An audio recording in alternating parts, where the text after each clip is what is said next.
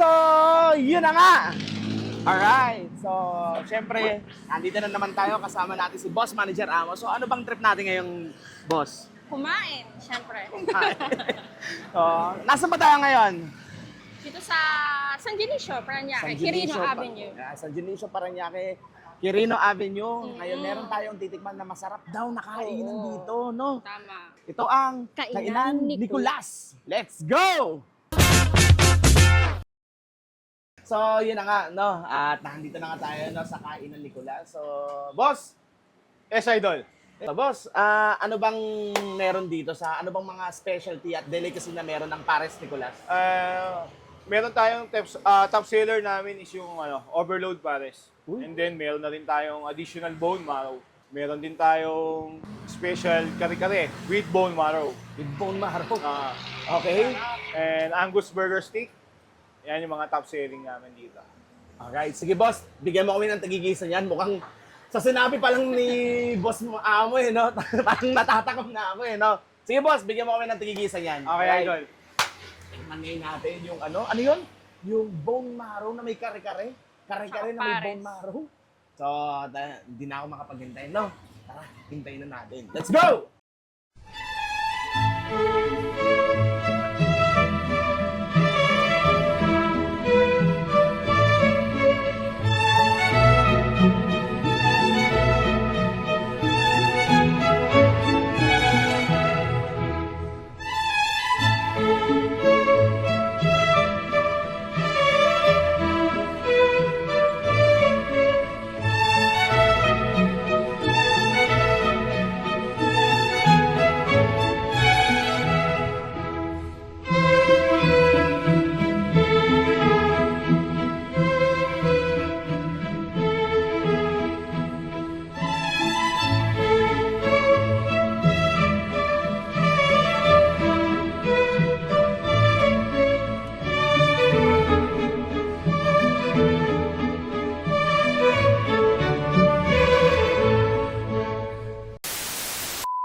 So, yun na nga, no? So, eto na nga, no?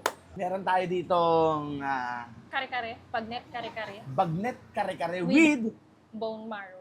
bone marrow, Brad. Parang doon pa lang panalo na ako, sold na ako So, and of course, meron din tayo ditong ito yung Pares Nicolas, no? Feeling ko, merong something dito na wala sa iba. Kasi yung nakita nyo lang naman, di ba? Yung paano nila sinaserve, yung karne, at merong pang nilagay. So, mamaya malalaman natin yan kung ano yan. And meron tayo ditong Angus beef, burger steak.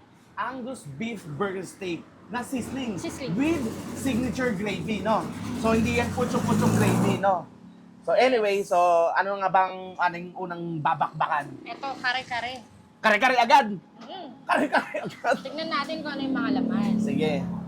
Well, actually guys, sabi nila, ang kare-kare, sa sarsa pa lang, dapat panalo na. Kasi pag yung sarsa mismo, yung itong pinakasarsa ng kare-kare, ay hindi masarap, tapos na, wala na tayong pag-uusapan. Pero, pag ang sarsa, masarap, aba, ibang usapan yan ngayon. Ating tikman.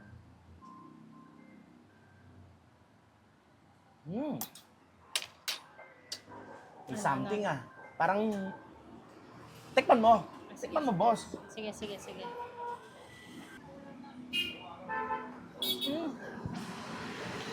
Sarap. Masarap. Lasang-lasa yung peanut. Lasang-lasa yung peanut, yung flavor niya, yung pagkakare-kare. Pagka-kare-kare. So, yun na nga, no? So, sarsa pa lang yan, Nandiyan pa lang tayo sa sarsa. Ngayon, ano ang meron sa kare-kare? Dito pa lang, tinan mo.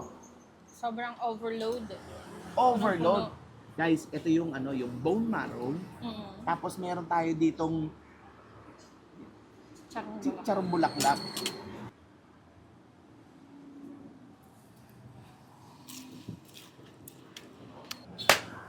Masarap. Hindi siya pipitsuging chicharong bulaklak Hindi siya basta bulaklak lang na niluto tapos nilagyan sa kare-kare. Hindi.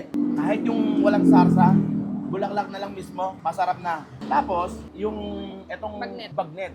Boss, baka naman. Sige. Tignan natin yung bagnet. Crispy. Crispy. Bagnet talaga.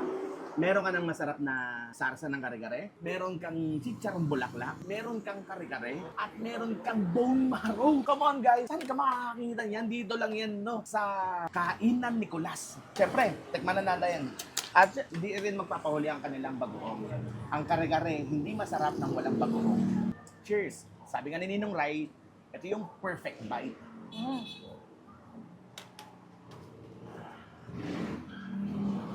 Pepe, ka ba nga exercise na agad? Napakakinig ka talaga eh. Napapa-exercise ka talaga agad eh. Saka yung ano, yung bagoong. Hindi siya basta-basta ha. Kung may bagoong, meron pa nga siyang ano, laman, no? Ito yung bagoong. Hindi lang siya yung bagoong talaga, pero meron din siyang laman. Kaya talagang masasabi mong panalo yung lasa. Kasi hindi tinipid. Number 1. Hindi tinipid. Tingnan mo naman, nahirapan ka na kumuha ng laman. So yun na nga, natikman na natin yung kare-kare nila. No? Yung kare-kare overload with bone marrow ngayon, this time. Subukan naman natin yung kanilang pinagmamalaki rin dito, no? Yung kanilang pares overload. No? What do we have here? First, syempre meron tayong yung beef. Yung normal na beef pares. Meron pa rin bagnet. At hindi nawawala yung chicharong bulaklak. Ayun, may taba. At syempre, yung sabaw na pinagmamalaki. So, ang pares, nagkakatalo yan sa sabaw. Yung laman yan, pare-parehas lang eh, di ba? Agree ba kayo? Kung ga-agree kayo, baka naman, comment na naman kayo kung agree kayo sa sinasabi namin. Meron siyang sariling identity. Number 1. Yun yung una ko napansin. Actually, meron siyang lasang star anise, pero hindi nangingibabaw yung star anise. Hindi. Yung ibang paresan kasi, Nangingibabaw. nangingibabaw kasi yun yung parang ginagawa nilang pampalasa lang. Ganun. Oo. Ito kasi, meron alat, merong ano, May alat. balance. Balance. Ito ang sekreto. Ngayong napapanahon ng tag-ulan, sa mga taga San Dionisio, Parañaque, wag na wag yung palalagpasin to. For only 120 pesos, meron ka ng chicharong bulaklak, meron ka ng bagnet, meron ka ng beef, at may nakita pa ako kanina eh. Meron ka pang mais, at meron ka pang masarap na sabaw. Tsaka add 10, only rice na. So, sa lahat ng menu, mag-add ka lang ng 10 piso, unlimited rice ka na. Ganon sila. Ganon silang kayaman. Namili ng kanin. Diba only rice na? Tikman natin yung may rice. Yes. And take note guys ha, wala pa po kami ditong nilalagay na kalamansi, Oo. toyo, Hindi raw na pa lang to. tinimplahan. Wala pang timpla to, hindi pa namin tinitimplahan. Perfect bite. That is the perfect bite, bro. Kanin nga ulit nga. Bama ng sabaw. Kinikilig ako. Paano kinikilig? Naku! Paano? Sumubo? Neka lang, sumubo? Kinilig! Naku!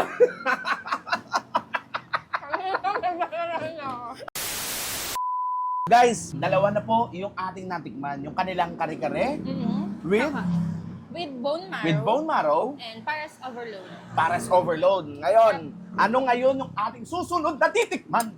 Angus beef burger steak. Angus beef burger steak. Ito yun oh. Nasa sizzling plate na with fried egg, with signature gravy, and the signature Angus beef. Man, tikman muna natin yung gravy. Ay.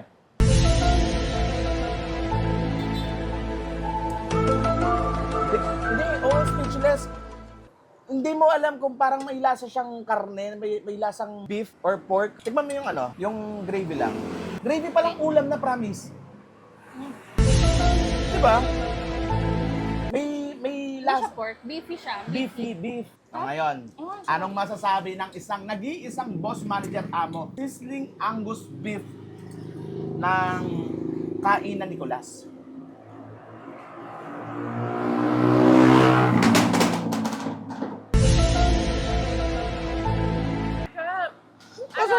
Ano? Bagay siya sa gravy. Kasi merong mga burger steak na hindi bagay sa Yes, I agree with that. Tsaka ang kapal, mamiti siya. Yung sa gravy ng Kainan ni Kulas, nagko-complement yung gravy sa meat. sa meat. So, Tikman natin with rice. tikman ngayon natin with rice. Alright. Perfect bite. Kinikilig ako. Only rice na Only rice. Kasi bang ano yan? Shout out sa may-ari ng kainan Nicolas. Bukod sa akin, kayo pa lang ang nakapagpakilig sa asawa ko ha. So, yun na nga. What can we say about the food here in Kainan Nicolas? Ikaw ba? Masarap tapos, yung quality ba? Okay. Yung quality, hindi siya, yung binabayad mo is Worth it. worth it. Hindi naman siya din ganun kamahal, pero above expectation siguro para sa akin. Dito na lang sa Overload Kare-Kare. For only 120 rin ha.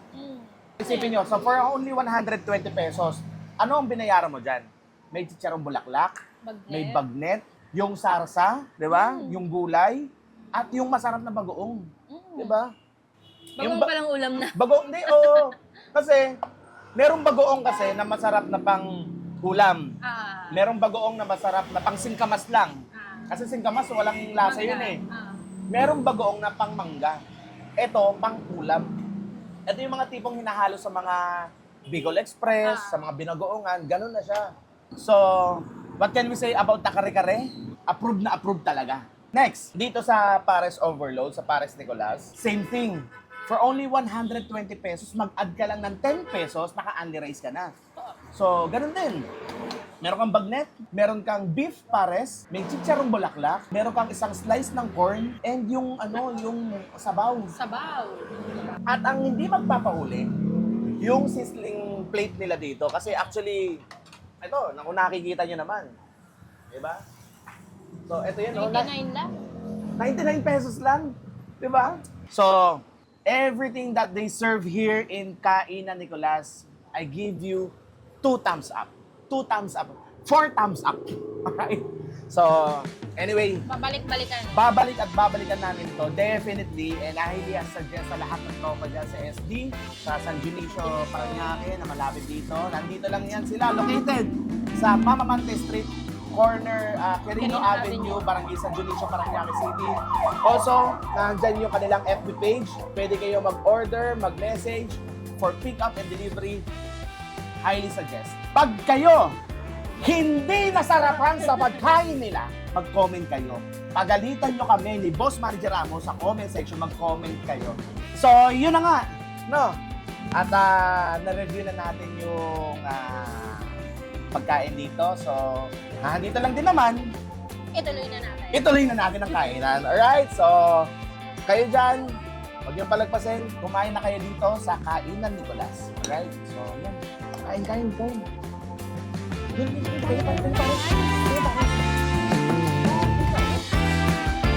Extra pa.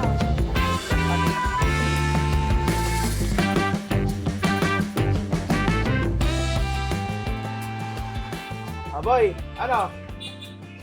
Ano ba? Gusto ko kumain dito eh. Sarap eh. Sarap.